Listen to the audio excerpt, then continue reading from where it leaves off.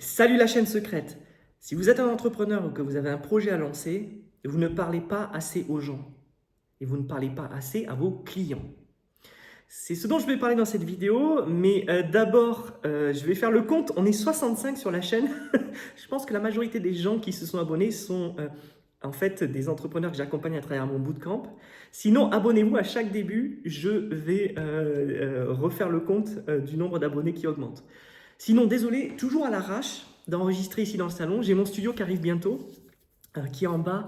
On l'a rénové entièrement. On va mettre des meubles et tout. Peut-être que je ferai une vidéo là-dessus si ça vous intéresse. Voilà. Bon, cette semaine, ça m'est sorti par la tête. J'ai vu ça arriver gros comme une maison et c'est un problème que j'ai aussi. On ne parle pas assez aux gens. Et comme on ne parle pas assez aux gens, on ne sait pas si notre boîte elle va fonctionner, si notre produit va se vendre.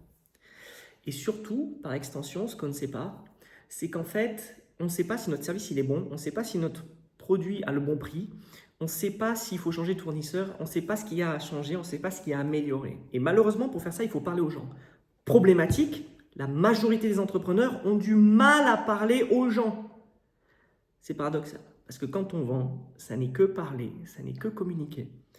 Première solution, c'est très concret, vous avez vu en 1 minute 20, je vais directement au point. Première solution, il faut faire une liste dans un Excel de ses clients.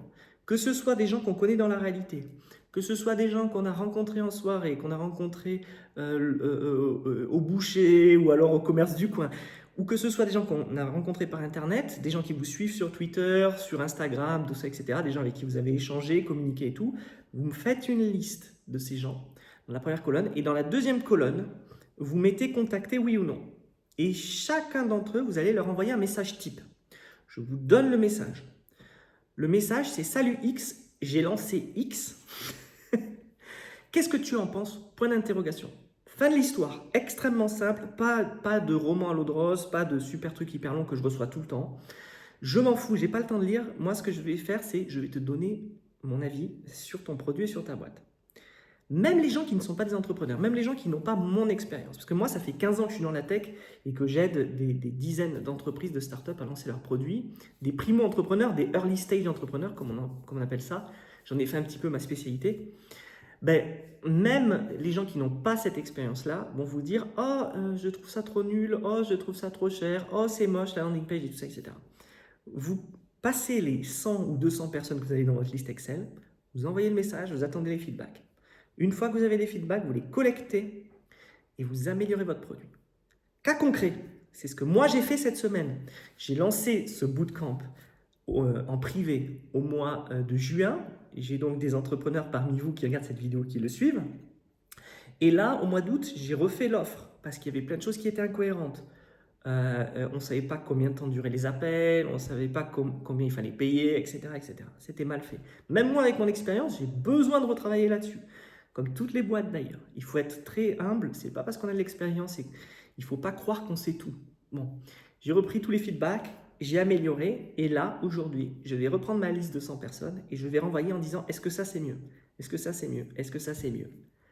Tout simplement. Je ne leur demande pas d'acheter. Vous pouvez leur demander d'acheter le produit. Je ne leur demande pas d'acheter, je leur demande juste est-ce que c'est mieux comme offre? Est-ce que c'est plus convaincant? Mais vous savez quoi? Je sais déjà que ça marche, même avant d'avoir envoyé aux 100 personnes. Pourquoi? Parce que hier soir, j'ai republié la landing page, j'en ai parlé sur les réseaux sociaux et j'ai eu 3 inscriptions de plus ce matin, alors que d'habitude, tous les jours, j'ai 1 à 2, maximum 1 inscription, des fois 2, et là, aujourd'hui, j'en ai eu 3. C'est que le début de la journée, je l'ai publié hier. Vous voyez l'effet? Bon, ce qui compte, c'est de prendre une liste et de contacter bêtement les gens. D'accord? Et ce qu'il y a de cool, c'est qu'à travers ça, vous allez comprendre qu'en fait, votre taux de conversion, il est de 1 personne sur 10. C'est-à-dire, 1 personne sur 10 va prendre le truc ou pas. Enfin, quand on est très bon, 1 personne sur 10, voilà. Et ça va vous permettre aussi de savoir si le projet est viable. Ça, c'est quelque chose d'extrêmement important. Plein de gens viennent me voir avec des projets. Bon, moi, je ne suis pas Dieu. Hein. Je ne peux pas dire ça va marcher, ça ne va pas marcher. J'en ai déjà parlé d'ailleurs dans une précédente vidéo. Ce n'est pas le sujet. On n'est pas en train d'essayer de déterminer, de savoir si ça va marcher ou pas. On est en train d'essayer de déterminer si c'est viable. Parce qu'un projet peut générer de l'argent au départ, mais en fait n'est pas viable. Et ça, c'est un trap, c'est un piège dans lequel 99% des entrepreneurs tombent. Et je le vois, tous ceux qui viennent me voir, c'est exactement ce qui se passe. Bon, pour ceux qui ont plus d'expérience, qui ont une boîte qui tourne, pour ceux qui ont déjà des clients, c'est exactement le même process. C'est donc la deuxième méthode. Je pense à un qui a un site e-commerce qui est dans mon bootcamp. C'est pour toi. Je ne dis pas ton nom parce que je ne sais pas si tu m'as autorisé à donner ton nom, mais bref. Toi, tu as déjà des clients. Je crois qu'il me semble que tu en as 1000 ou 2000, quelque chose comme ça. 1000 ou 2000, bon. Tu fais dans les cosmétiques. Eh bien, toi, tu as déjà une liste de clients. Et en fait, tu as une bonne acquisition, il me semble, et tu as une bonne rétention. Bon, assumons que tu as une bonne rétention. Une bonne acquisition, je le sais. Et bien en fait, ce qu'il faut que tu fasses, c'est que tu reprennes la liste et pareil, à eux, tu leur envoies un message. Mais tu leur dis pas qu'est-ce que je peux améliorer, etc. Tu leur envoies un message avec un nouveau produit avec un prix ultra cassé. Alors quand je dis ultra cassé, attention, c'est pas 20% du prix, justement, c'est juste 20% en moins du prix de base. Et tu essaies de voir quelles sont en fait les métriques qui vont se détacher de cette offre que tu envoies. D'accord? Quel est l'objectif de faire ça? Ben, l'objectif de faire ça, c'est de voir quels sont les clients qui achètent le plus et par extension, quels sont les produits qui marchent le plus. Techniquement, tu le sais déjà, puisque si tu as à peu près 1000 clients et que tu as environ, il me semble, 50 produits, tu as au moins 5 produits phares. Ben, moi, je jouerai sur ces 5 produits phares. Voilà. Et puis, tu peux utiliser ta base d'en dessous, en fait, pour ajouter des produits dans un pack et faire le prix cassé. Voilà. Donc, je recontacterai les 1000 clients à travers une campagne email, qu'elle soit payante ou pas, peu importe. Voilà. Donc tout ça pour dire que, désolé, je vois ça fait 6 minutes 30, mais tout ça pour vous dire qu'en fait, il faut absolument parler à ses clients tous les jours. Alors, là, ça paraît ultra N-A-Z-I, ce que je vous dis. Vous n'êtes pas forcé de leur parler tous les jours. Moi, je leur parle le lundi et le mercredi. D'accord? Les gens de mon bootcamp, je leur parle en général toute la semaine. Ils peuvent m'envoyer un email toute la semaine et puis on peut parler toute la semaine ensemble.